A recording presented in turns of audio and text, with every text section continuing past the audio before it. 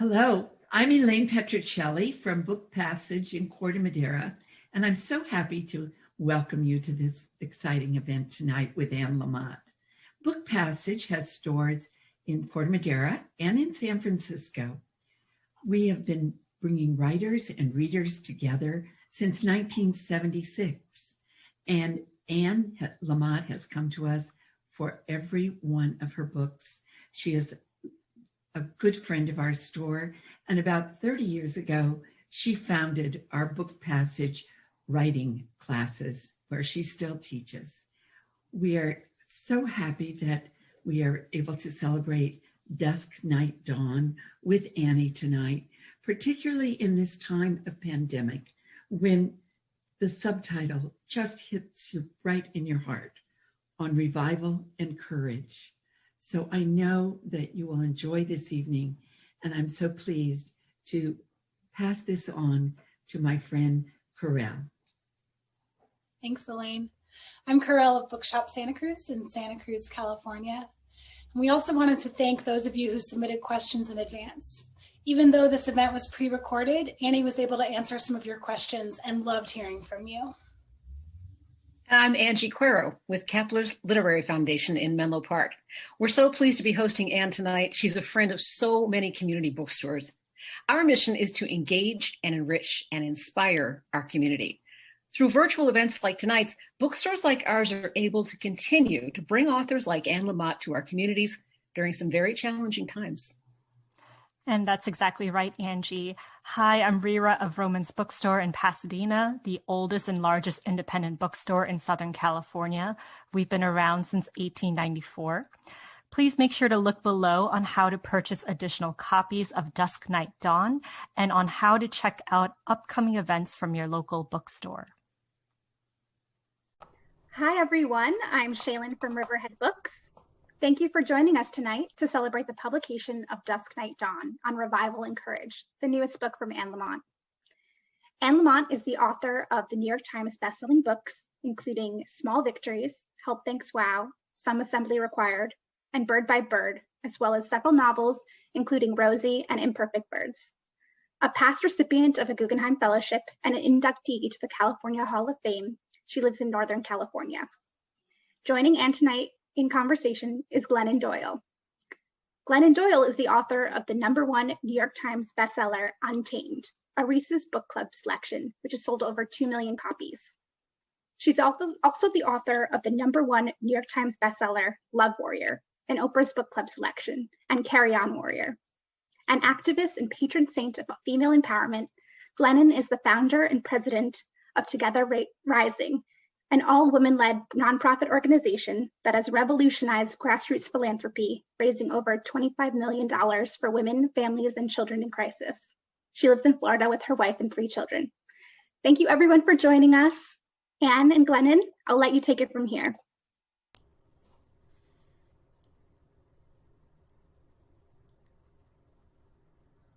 Hello. Hello. Hi, Glennon. Hi. Here we are. We're on, I think. I've been waiting for this moment for 15 years. Oh. It's finally here. I'm so Yeah. honored to be speaking with you. Thank you. Me too. Your new book is so beautiful, as always. But before we talk about it, can I just tell you that I really and truly have manifested this moment. Have you felt me like creeping like near you for the last 15 years? Like, have you, because I've been wholly and truly obsessed with you since you helped me get sober with Traveling Mercies and then helped me learn how to write with Bird by Bird. So did you know I was just obsessed with you? No, I didn't. But once you wrote to me or something and said how much you loved my work, and I fainted and lay on the floor in the fetal position. And then, of course, now I text you hourly. So victory is mine. Do you want to start? You know that I want to do 6 readings from this book that you have written. But would you like to start reading from your own beautiful book, Dusk Night Dawn? Yes. Okay. I will. I'll just read the first page and a half or so. But I just want to thank the bookstores that we're with tonight. They're all literally my favorite independent bookstores. in America. I grew up at Book Passage. Book Passage in Corte Madera paid the rent till my son Sam was about 10, because I had writing workshops there. And Kepler's, I just love them all. Okay, and thank you, all of them, for the work that you do. I always say that if you want to get a really decent seat in heaven near the dessert table where you and I will be, you need to shop at independent bookstores, right? Okay, so here's the first page.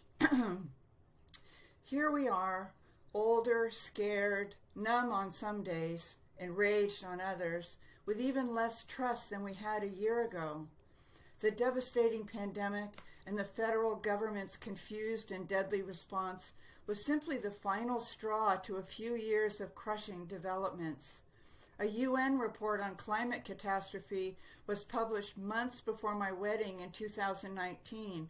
The report of the extinction of 1 million species 3 weeks later. Major buzzkill. Our poor country has been torn asunder. I await the reign of frogs. And I've gotten so much less young. I got Medicare 3 days before I got hitched, which sounds like something an old person might do, which does not describe adorably ageless me. I mostly love being in the third of my life, as it is the easiest that life has ever been, except for, well, the bodily aspects, and the dither and fogginess. And I wouldn't go back a year. Well, maybe back 1 year before the two UN reports, which have changed everything.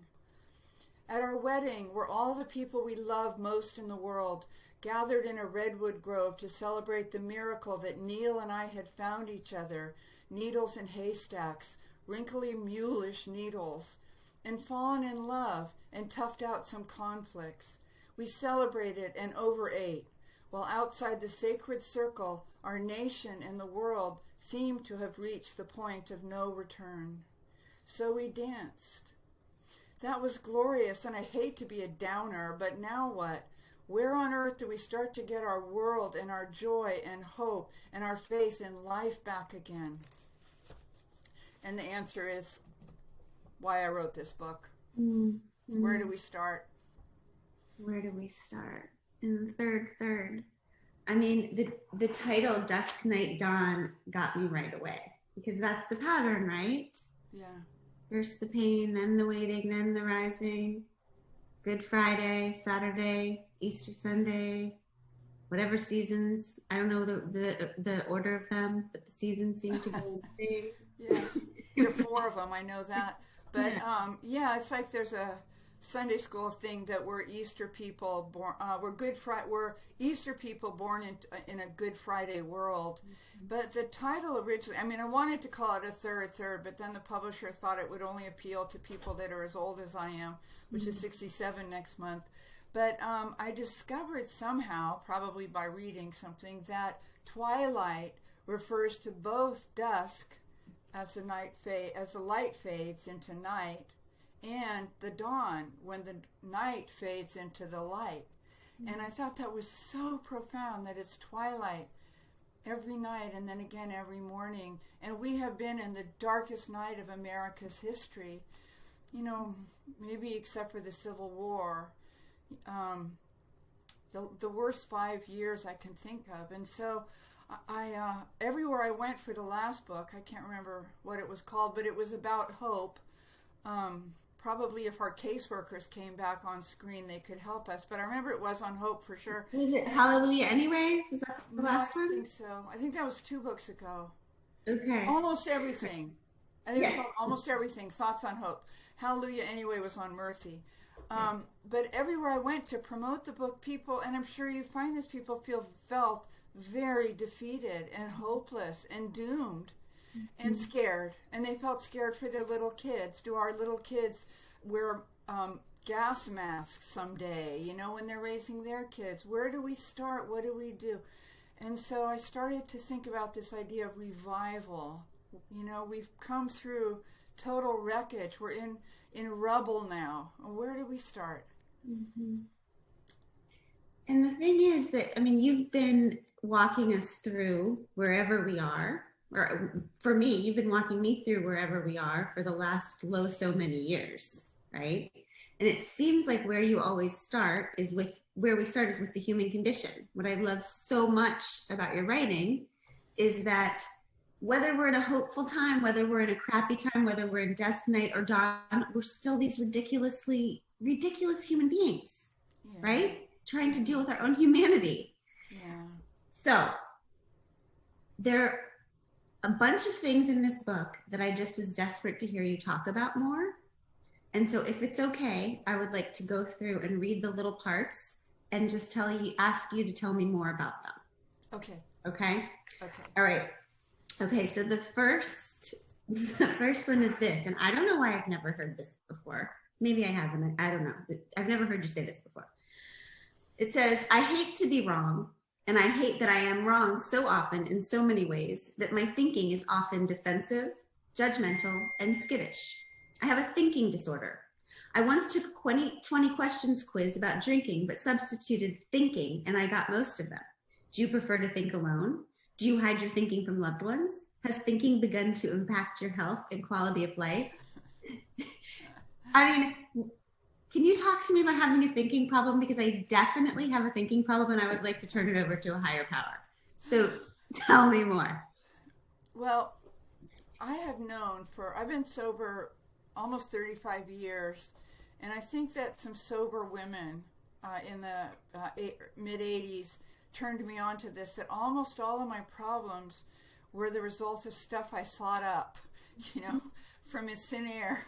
And that it was just like thinking. It was like our family's mantra. We were atheist, left-wing, avant-garde, intellectual types, so we thought all the time, and we bowed down before the golden calf of the New York Times.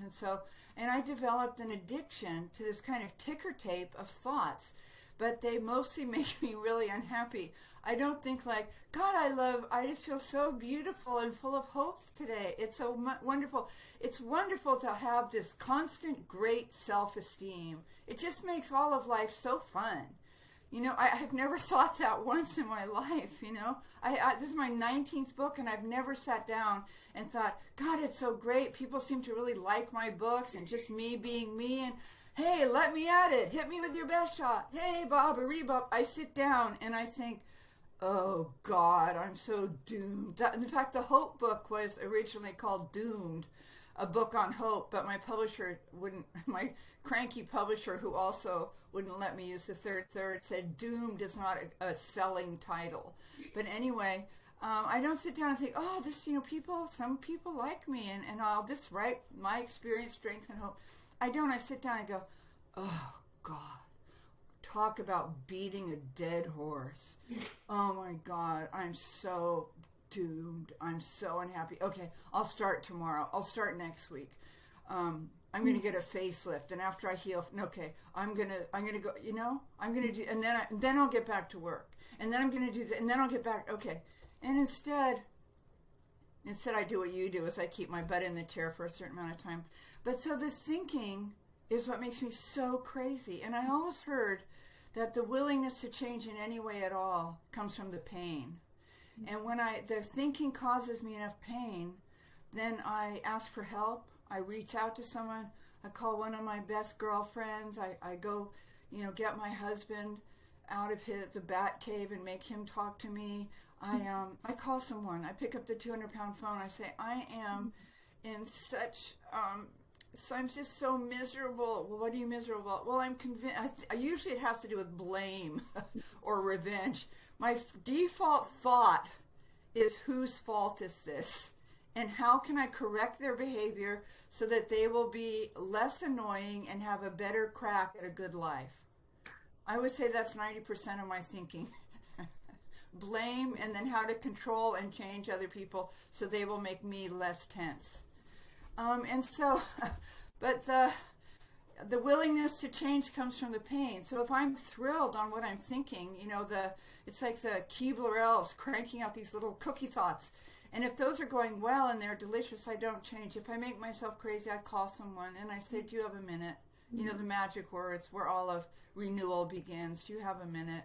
Mm-hmm. So, but we come by this honestly. I mean, I was a child of unhappy parents and alcoholism and black belt codependence. My mother was very, very overweight, and it was just a very scary childhood. So what I did was to try to control and fix and rescue. I was 6 years old. I had a little clipboard with a caseload on it, Mom and Dad, because if you got them happier by not needing as much or by doing even better, then there would be trickle-down economics, and then I could effectively take care of my older brother and the baby who I was raising, because my parents were too tense and odd to raise him, and they probably should have raised orchids and teacup poodles, and instead, luckily, they had a 6-year-old, and so, and I started I had migraines by 5, and back in the day, in the 50s, there wasn't a consciousness like, gee, your child seems anxious.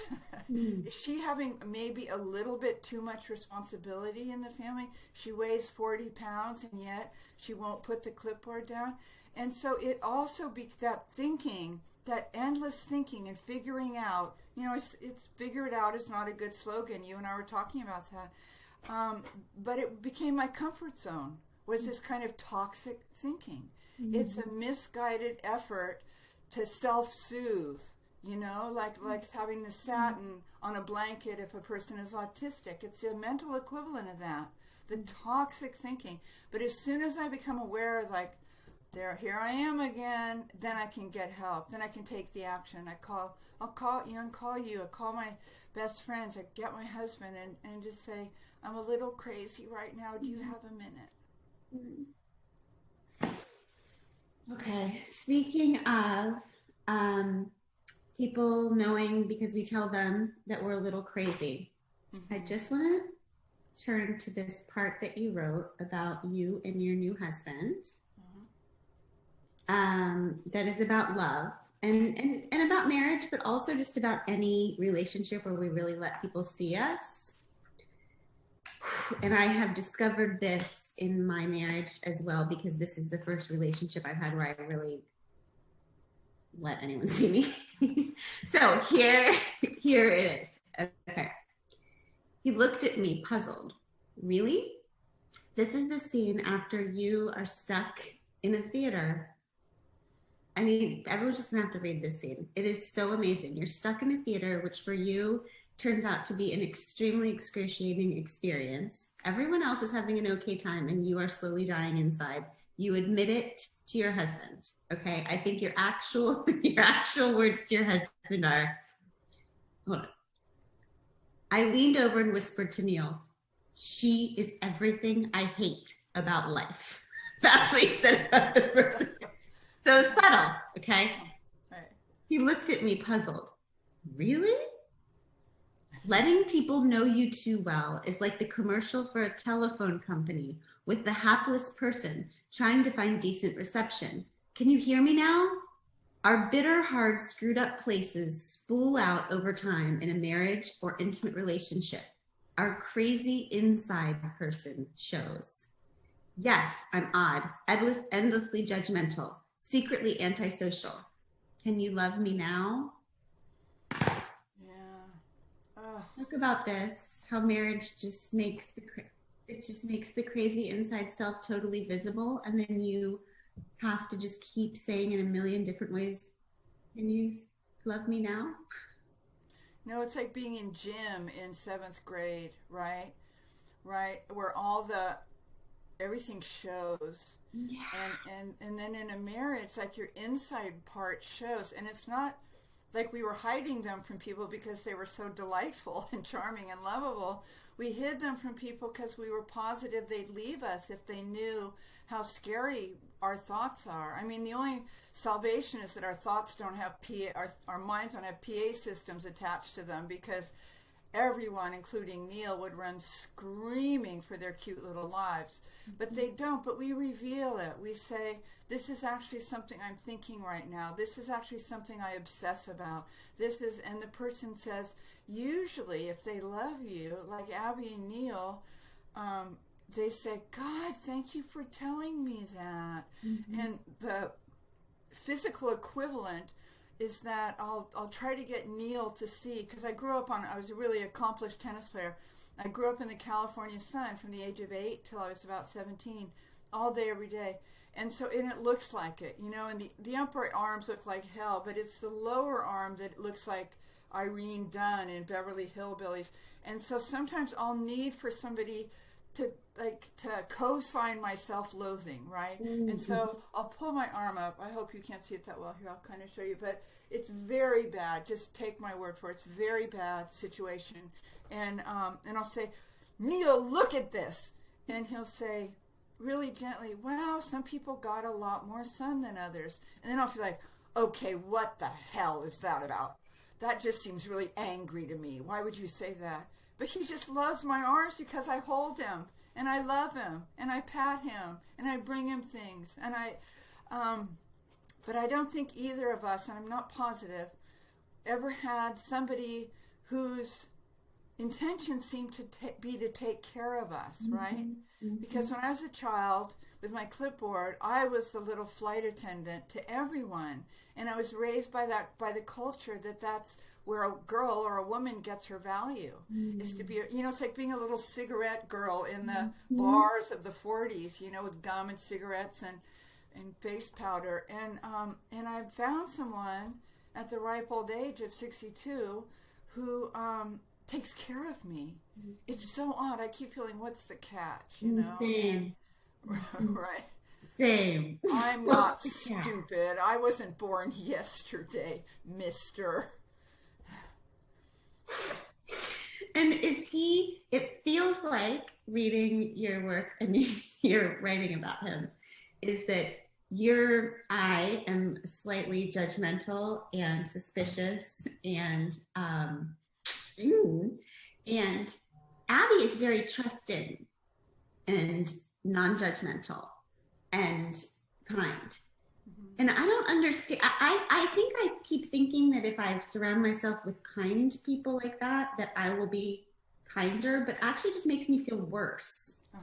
Doesn't it like just show you how judgmental you are when you're with a non-judgmental person?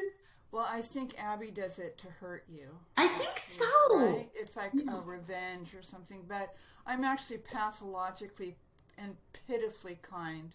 That's my, and Neil is really kind too, but I don't think it has to do with that. It has to do with, can you love me now? I'm going to shock you this time. But, you know, you, in effect, like you have a fight. People are going to have fights. People are annoying. I love Neil so much, and he's brilliant and dear and kind and good, and he's a horrible know-it-all. I wrote about that a lot in the book. But sometimes I'll feel that wave. It's like cellular. You know, it changes you molecularly to be loved like that, like the way Abby or Neil. It changes you, and we don't really have an owner's manual for it, right? I didn't have an owner's manual for that kind of crazy love, that kind of gentle, unconditional mother love. But so I'll feel that. We had a fight, we healed, we talked about it, we came through. It was even, the depth was even sweeter then. And then I heard him eating bacon in the kitchen, and I thought, I'm going to kill myself because Protestants, it's so unfair, but we can't get annulments, right? Right? And then I thought, well, I can convert. I'm really close to 2 Jesuits.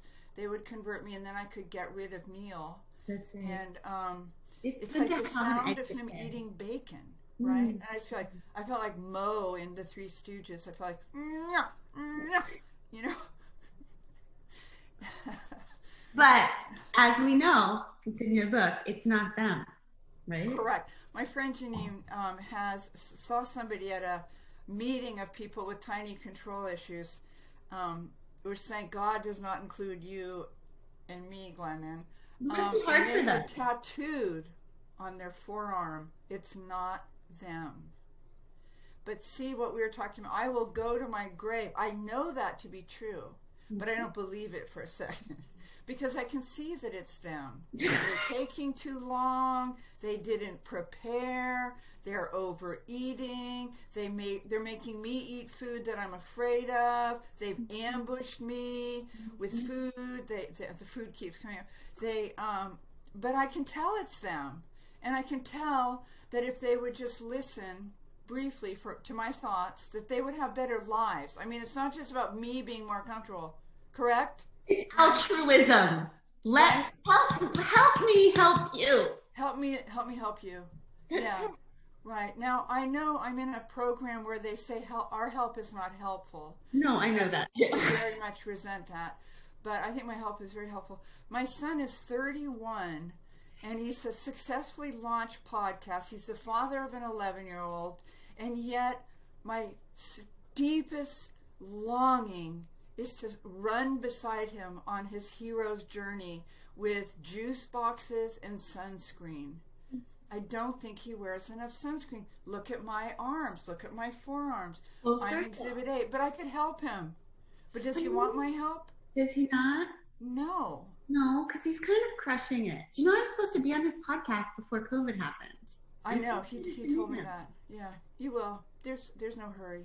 Speaking of him and the grandbaby, yeah, one of the many things I loved about this book is the way you talk about the generations kind of coming together, because that's a confusing thing.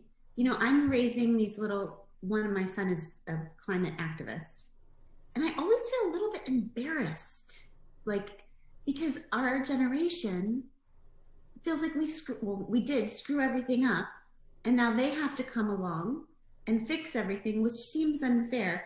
But you talk about it so beautifully. And can I just read a little thing? Can I just read a little thing about that? Glennon, you can read from other people's books and I'll be fine. Whatever you do, I'm fine with. Okay, but I just really love this part. Okay.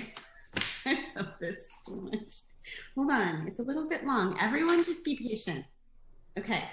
I have a doctorate in morbid reflection and a grave anxiety disorder, which is not ideal for our times as we join hands to turn climate change around. Maybe the young, our grown children, who can be a bit tense and self-righteous about the whole situation, would prefer we step out of the way after the mess we've made, but we can help. I try to keep pointing out flickers of light, hope, and love all around, to stand in witness to the times we have come through after shame and hopelessness nearly did us in. We changed the world through mass mobilization, disruption, and singing loud songs of protest and equality, followed by organizing and smart work on the inside by those committed to change. The young should not be mean to us, because our hearts are good and we are trying to get them a decent government. We show up for marches even as our feet hurt. We know things, how to write grants, draft new laws, organize at the grassroots level. We are not only useful, but formidable. If creaky and tired, and we know all of the words to the greatest protest songs. We are sorry that we're handing off an earth in crisis, but we still have much to give. Our generation of scientists has amassed the greatest climate and energy data possible for the young to build on. We know some truths via the poets and great spiritual masters on whom we cut our seekers' teeth. We know one overarching truth, that all things are covered by the Serenity Prayer. We've been sunk, we've risen. We know some movies that will change you. We can help the young to remember to keep looking up with fascination at the wonders and weirdness of this earthly amusement park. Plus, we have money. I read that to Chase. Who bought your posters? Who bought your markers? Right. Exactly. Yeah, I know. I'm really sad for them, but when I was a child, it was all about nuclear war, you know, and we really, really did all get under our desks, like a piece of wood was going to protect you from radiation sickness. But this earth has always been a very dangerous place to live. And before this, before the climate change and before nuclear bombs, there were like dinosaurs and there was smallpox. Now, you say we can do hard things, and I say we're good at hard. You know, it's like what we're good at. We cured smallpox. We stopped fascism a couple of times now, recently, and back in the day. We're good at hard, and we have skills, and you should be nicer to us because we really do know things, and it's always been, you know, we're a dangerous species. We're as vulnerable as kittens, and we're a dangerous species, and Cain has always been killing Abel, you know, and Cain kills Abel now. Cain will kill Abel today, the innocent one. And what do? We don't give up. Sam, speaking of, has on his forearm, "We never give up" tattooed. And that's the family battle cry. Dusk, night, dawn. It's night, and you so miss that trippy light that made everything kind of mystical and possible again. And you know what? We just stick together. We stay warm. You know, we do all the Jesus-y things, the main thing of which is that we get other people water. And we get our own disappointing selves water when we're the thirsty people. We help people get food if they're hungry, you know. That's like the most ultimate Jesus thing of all, is with his cranky, anxious disciples. He's like, "You all seem very crazy to me right now." They're all like, "When do we take over, Lord? When is it all?" And then he says, "Why don't you all go to the beach? Somebody will bring in a fish, a haul of fish, and eat a little, and we'll talk later, maybe this afternoon." Right? And so you do these simple things. You get thirsty people water. You make sure children eat all over the world. The main thing that we do is that we feed children. And then we keep it simple. And so with this climate change, it's a nightmare, but it's not as bad as it was 6 weeks ago. That's right. I'm too nice to name names, but it's infinitely better. I mean, a resurrection before our very eyes, just in the last 6 weeks. Bill Gates' book just came out, I think, yesterday or last week, and it's happening. It's happening, and we just need, you know, people that say it can't be done should get out of the way of the people who are doing it, which is like your boy, your child, and this whole generation. And I just say to them, you know what? You should definitely be nicer to us. Yeah. We're sorry, okay? We're sorry. And to show our sorrow, we will bring you water and we will give you money. We will get out of your way. We'll get out of your way. Okay, there's this one idea that's repeated a few times in Dusk Night Dawn, and at first it stressed me out, and then it made me feel so comforted. I've been thinking about it nonstop for the last few days, and it is this very simple idea, which one of your friends told you, and you're going to have to remind me of who, but it was, in this life, we don't get over many things. Yeah. And I need you to talk to me a little bit about that, because no matter how much I don't change, I still think I'm about to change next Tuesday. Like, I still think that my biggest issue, you know, what we've discussed my tiny food and body issues, my tiny control issues, I feel like there are some answers, and I'm just like one book, show, day, conversation away from nailing it. And so, is that not true? Well, you know, all truth is paradox, horribly, which doesn't work for me. I would like, if I were God's West Coast representative, I would have life sorted out like a silverware drawer, where you have the knives of loss here, and then you have the big forks of happiness or joy here, and then the salad forks of challenges and obsessions, and then the tea, you know. And it's not like that. Life is like the silverware drawer got dumped on the floor, and you sort stuff out. You start sorting at a pretty early age. This kind of person is safe for me. This kind of person makes me feel really small and frightened. This is something that, like, I know you, I was a child who was saved, like Christians are saved by Jesus. I was saved by the written word at about 4, right? And chapter books, right? At 5. At chapter books were where I found my salvation, because you could get lost in the world, and that was how we got found. That's another paradox. And there was going to be more. And you could put it down, and then you're going to get to pick it back up. I mean, oh my God, who thought of this? So, but all truth is paradox, and so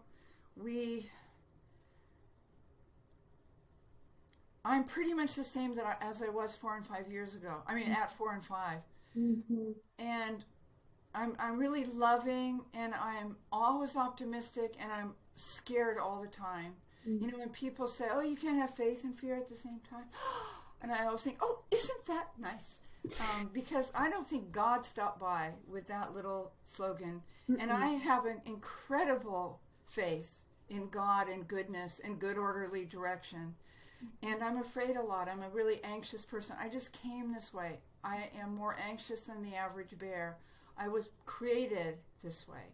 And so all of these things have gotten a lot better, and they've changed. And that kind of love we were talking about changes you.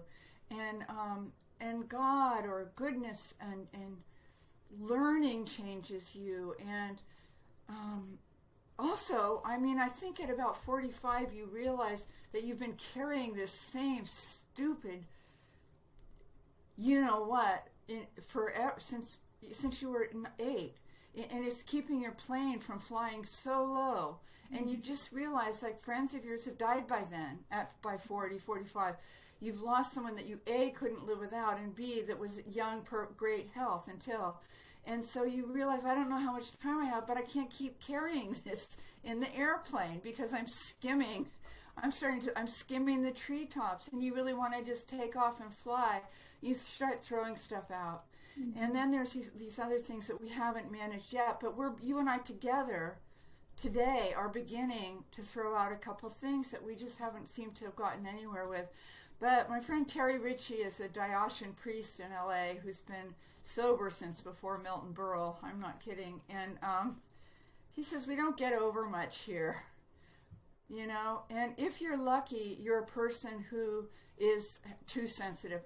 When I was a child in the 50s, there was the book called The Overly Sensitive Child for parents who were saddled with somebody like you, like me, whose heart was open, who saw, you know, I couldn't go to the pound with my family to pick out, because I wasn't stupid. I was very smart at one point, and I understood most cats and dogs weren't going to get homes. And we took National Geographic, and I saw what happened, what was happening to the children in India. I saw they had flies on them. I was 6 years old, and I cried and I cried. And they went, oh, for Christ's sake, Annie, you've got to get thicker skin, which is like not that helpful, really. No. And I didn't get over that. And that's why people are interested in what I think about being here on Earth fully human, fully human and alive. Sam's thing, I guess it's a podcast, is called HelloHumans.co. And it's about how do you be human here when everything since you're a 5-year-old says to fake it and pretend and get the appearance together and achieve and become a super achiever and have everybody in the world like you. Everything has said that. And Sam's question is, okay, I have a lot of that down pretty pat. How do I become as human as I was born to be? Fully human, fully alive. And it's so two things are true, that we can be. We get instruction. We become available for the change. The willingness to change comes from the pain. We've driven ourselves crazy. We're willing now to get the new operating instructions. And the truth is we kind of don't get over a lot of it here. And so, again, this idea of awareness is where I stop being mad at myself, because I'm still... It's pretty time consuming to be me, I'll just say. I have a lot of it takes all day. Right. It takes all day. Dusk to dawn, I know.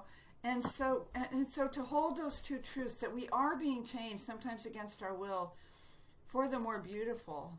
Not for the worse, I don't think. I mean, as long as we all stick together, we're not changing for the worse. We're mostly trying to be a half an inch braver, you know, a half an inch braver. And we do that together. We do that with our precious community, as Martin Luther King called it, or the beloved community of Henry Nouwen, the great French theologian and Jesuit. And we don't get over it. And so you find that, like you don't badger a child, right, to do better today, right? You sit with them and you say, you know what, this seems to drive you crazy. I wonder if you might be willing to try another way. And if not, that's fine. And you can keep doing it. It's like I remember Sam once, it was like the equivalent of us thinking that once we had achieved and accomplished and this and that we'd be well. And Sam had a Power Ranger toy. It was called a Megatron. And I don't want your son have that yet. And it's all the different, it's like some sort of Robo Power Ranger Wizard of Oz thing with about 8 different, and they're cheap plastic shit. I mean that in a positive way. but they break, they come apart. And what the kid will always do, and what I will always try to do, because I secretly think that figure it out is a good slogan, because I was raised by intellectuals, is that what the kid will do is to try to fix it, and they make it worse and worse and worse. And they break off a piece of plastic. And then finally, when they are, the one acronym for God is gift of desperation. And when they get that desperation, they come to you and they say sort of bitterly, Mom. And it's like I come to God with that. I'm bitter, and I say to God, Mom. And then I thought of I wrote a book about the 3 essential prayers: help, thanks, wow. And I thought the 4th essential prayer is whatever, or as a teenager say whatever. But I always go to God and with my arms crossed, and I'm really bitter, and I'm like hostile. I say, okay, what? Yeah. But I tried everything else. I drive myself crazy first. What did you say? I tried everything else. I tried everything else. Yeah. When all else fails, you follow instructions, and it means not knowing what's next. It means that you surrender and you say whatever, and you put down your weapons, and you come over to the winning side of letting people help. Yeah. Letting people be there for us instead of us always being there for everybody else. It keeps being the answer. What? It keeps being the answer. I know. Yeah. I know. I hate that. What's your favorite part of the book, of the new book? Oh God, I don't know. That feels like a trick question, and I don't really. I'm not prepared for it. Okay, then I have some more. Okay, good. Yeah, I haven't read this book. I'm not kidding. In months. Luckily, I'm prepared for this. Okay, first of all, I have 2 more things. And then I have to get along to your readers who also have questions, okay? But one of my favorite stories is this. Okay, you are telling us that we only have 3 to 7% control over everything, which that's what scientists say, that we think we have 85%, and scientists say that we have 3 to 7% control of anything and everything on any given day. Okay. Which is, everyone needs a metaphor for this now. So just please listen to this. Okay. 3 to 7% control means we are mostly at the mercy of chance and mood. My friend Janine, one of whose children is terminally ill, told me about being on a ride at the Santa Cruz Boardwalk when her 3 children were young. They were in tiny cars.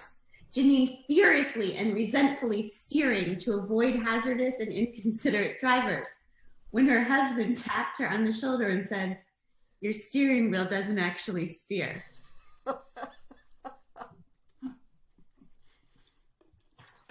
I knew my steering wheel wasn't steering. I knew it, but I'm furiously steering. It's so good. Oh, thank you. Oh, Anne, our steering wheels don't steer. Okay, and then one more thing before we get to your readers' questions, and I actually do love your readers. I didn't mean to be mean about them. Okay.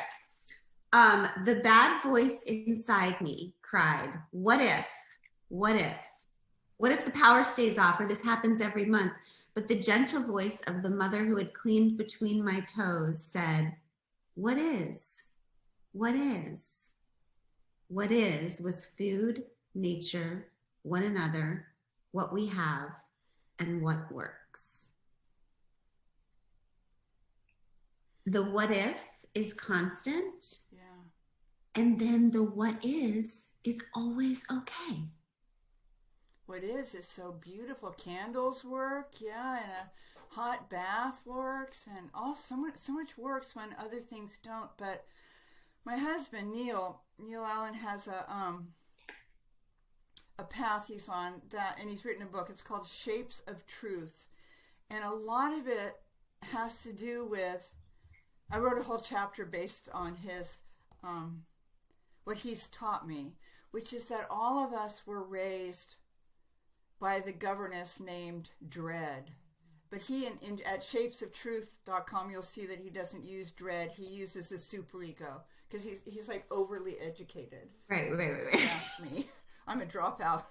But so I said my governess growing up was Dread, capital D, Dread. And it was a person next to me and inside of me that my parents, who were afraid but very illustrious, and the culture assigned to me to keep me from like running out into the street, right? From swimming out beyond my ability to stay afloat, from saying stuff in public that would make people not love me or give me good grades. And every step of the way until, like I would say, the women's movement, the first salvation I found was in chapter books, 5 years old, because I could read. And the second salvation I found, this is so far, so beyond church, before church, was the women's movement, right? And it was like a bunch of women were going to get together and eat lentils. That was the main thing. And they were going to start telling the truth. And they were going to start saying, I hate this. I'm incredibly angry. I'm the, like everyone would say, I'm this peacenik. I'm the mom in the community, and I'm enraged. And I want to get an AK-47 and just go door to door in the neighborhood some days. I actually am murderous. And they would say it, and you'd be like being spritzed with a plant mixture. You go, and then you go, oh yeah, right. I know that. I have that. And they got, and the women who radicalized me said, you get to have all of these things, and they're all appropriate, and they're all responsive. And the governess dread had me all my life going, but what if I got a B plus? Because I was 35. I wrote in operating instructions. I was 35 before anyone told me that a B plus was a really good grade. It literally did not come up in my family. And if you, it was like, how much harder would it have been? They'd say, we don't mean to criticize, which is what they always said before they criticized me. But how much harder would it have been to get an A minus? But if you got an A minus, the catch was there still time in the quarter to raise it to an A, right? And so, anyway, the dread kept me on my toes. And it kept me being a super achiever, and it kept me from dying. I didn't overdose on drugs or alcohol. But at some point, you stop agreeing to be as small as dread keeps you. And you know, for me, when I was working with this therapist, when I was getting over the bulimia 30 some years ago that I wrote about in Traveling Mercies, I was so afraid that I was going to get big and juicy, you know, because what I'd always done, because I was always so tiny and emaciated and fabulous, was that I'd stayed very small. And it's kind of like a corn husk, though, because you're not taking in much of anything, but also you're not giving off all that much. You're not radiant with it because you don't have a lot to spare. You know, you've grown fur on your arms. You're cold all the time, right? And so this therapist convinced me that the world was wrong and that I had been created to be big and juicy. And it was very scary, because when I was growing up, a woman that was big and juicy, they divorced you. And if you were mad, an angry woman in the 50s and before the women's movement was exiled. They were, you know, they used to kill us. So I think we've come a long way, but then they just put us, my mother's peers, in mental institutions. If they got angry, if they got fat, they got divorced, right? If they talked back, the husband would find a nice, cute, new 18-year-old who was not as mouthy as the wife. And so it's not like I was crazy. I just learned my lessons well, right? Attention. Yeah. You're paying attention. I was paying attention. Yeah. Right. And so the way that you make the comeback is, for me, there's 3 A's I love. Some extremely old lady with blue hair told me when I got sober. The first A is awareness. You just get aware that I'm doing it again. I'm tripping. I heard a pastor over in Oakland say the 23rd Psalm. She said, "The Lord is my shepherd, I shall not trip." And I love that because that's mostly what I do is just trip. But so you get aware, I'm tripping, I'm fearful, I'm doing, oh no, what if this book doesn't sell? Usually the way I sell books is I do book tours, and then I go to crowds, I go to theaters, I go to bookstores, and I do my thing, and then people, and what if this is what, you know, I'm not employable, I have to get this to work somehow, you know, and what if it is? And then I get that awareness, and then I think, oh, well, what if? You know, and then the second A is for acceptance. Of course, I am always crazy before publication. It's my 19th book. I am just as nuts as I was with my first. I'm just as anxious, and you know, it's like the all alcoholics are in this ping pong game of grandiosity. You know, it's KFKD out of the left-hand speaker, that you're better than, that this is going to be major, this is going to make everything that's happened for that horrible Glennon Doyle. I mean, boy, I can't remember your name now, but it's going to make everything that happened for Glennon look like child's play, because it is going to be so big. And then out of that right-hand speaker, it's like, you are a doomed unit. It's all over for England, you know. And so you do the acceptance. I'm like this actually without publication. That ping pong game, the terrible ego and the low self-esteem. So didn't you describe that in Traveling Mercies as I am the piece of crap around which the world revolves? Yeah. I'm the piece of crap around which the world revolves. And so you accept it. You go, yeah, I know. And you know what, whatever. We don't get over much. And then you do the action. And the action is always radical self-care. Mm-hmm. You do the hot bath. You put the delicious lotion on your fabulous cellulite thighs. And then you put on a little rose tattoo. And you say to your thighs, you have carried me 1,000,000 miles. You are unbelievable. And you do funny little self-care things. And if you want to get really crazy with loving feelings, you do loving things for other people. You do them anonymously. You flirt with old people at the health food store. You say, I love your hat. Where can I get one? Right? And then you get really happy and you get loving feelings again. So, awareness, I'm doing it again. Acceptance, of course I'm doing it again. I was raised to do it this way. It's my comfort zone from 60 some years ago. And the action, I'm going to make myself a lovely cup of tea. Speaking of cups of tea, we've got 5 minutes left. Okay. We have the most beautiful readers on earth. We have a lot of this saying, and I know how good these people are, so I really want to get to some of the questions. Okay. What are your quarantine pleasures, snacks, shows? Any good shows you've been watching recently? Snacks and shows. Well, Neil and I watch this show. We love dark, and we prefer Nordic, like Scandinavian death dark is like our cup of tea. But we've gotten into this show that's on the BBC. We're into our 21st season of it, but there's only like 10 episodes, and it's called Silent Witness. Why are the witnesses silent? Because they're dead. It's a pathologist as detective. And so we watch that a lot. And up until January 20th, I watched MSNBC from about 4 in the morning till midnight.